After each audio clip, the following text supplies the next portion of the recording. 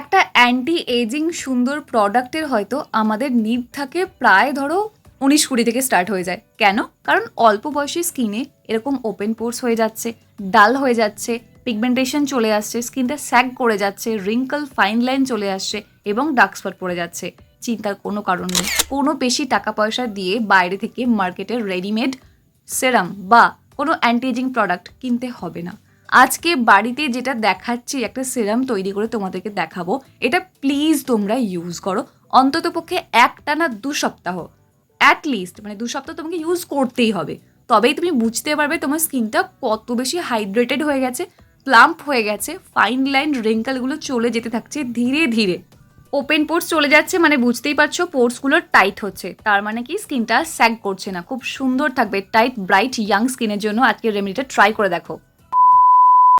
Skin whitening, skin brightening, skin lightning properties যুক্ত rice floor এখানে আমাদের লাগবে মোটামুটি 2 চামচ পরিমাণ চালের গুঁড়ো।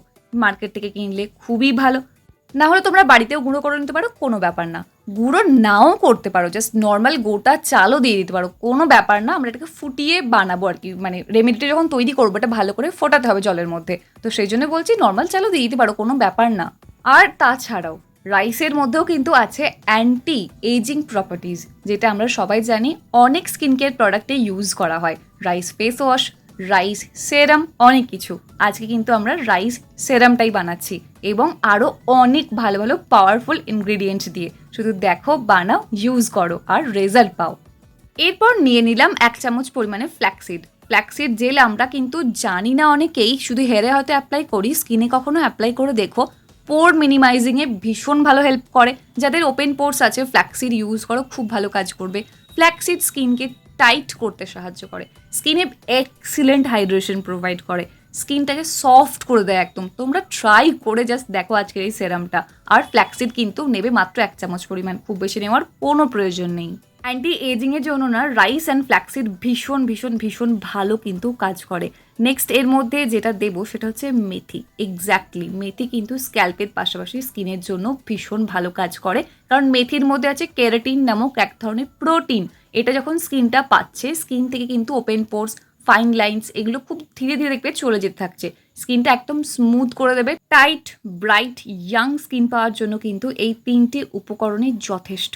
এবার কি করতে হবে চলো ঝটপট দেখে নিই। কিছু না, জাস্ট 2 কাপ জল নেবে, ভালো করে ফুটিয়ে নেবে যতক্ষণ পর্যন্ত না এটা 1 কাপ জলে পরিণত হয়ে যাচ্ছে।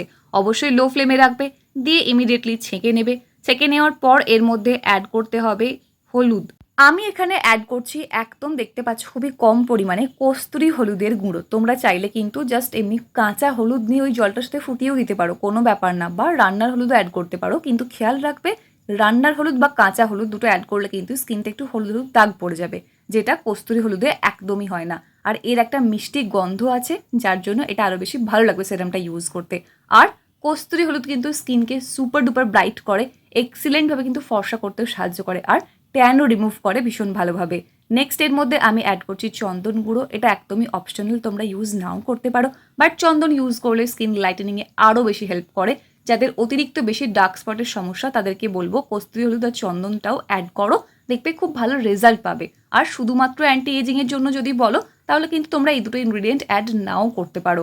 এছাড়াও যাদের অ্যাকনে প্রন স্কিন তাদের জন্য তো এই দুটো খুবই ভালো। তাহলে দেখবে ধীরে ধীরে তোমাদের ব্রণ হওয়ার সম্ভাবনাটাও কমে আসছে। ব্রণ তো ভালো হবেই, প্লাস দেখবে ব্রণ যে বারবার হয়ে যাচ্ছে সেটাও কিন্তু কমে যাচ্ছে ধীরে ধীরে। এবার ভালো করে মিক্স করে নিলে রেডি হয়ে গেছে অলরেডি। এবার এটাকে আমরা খুব সুন্দর করে না রেখে দেবো যে কোনো একটা কন্টেনারের মধ্যে, গ্লাস কন্টেনারের মধ্যে রাখলে আরও বেশি ভালো, না হলে এয়ারটাইট যে কোনো কন্টেনারের মধ্যে রেখে দিতে পারো। এবার দেখো তৈরি হয়ে গেছে আমাদের super duper skin hydrating brightening serum. Actually এটাকে আমরা সেরাম মাস্ক বলতে পারি, কারণ শুধুমাত্র সেরামের মতো এটা কিন্তু অ্যাপ্লাই করে আমরা রেখে দেবো না, এটা ভালো করে অ্যাপ্লাই করে ধুয়ে নেবো কিছুক্ষণ পর।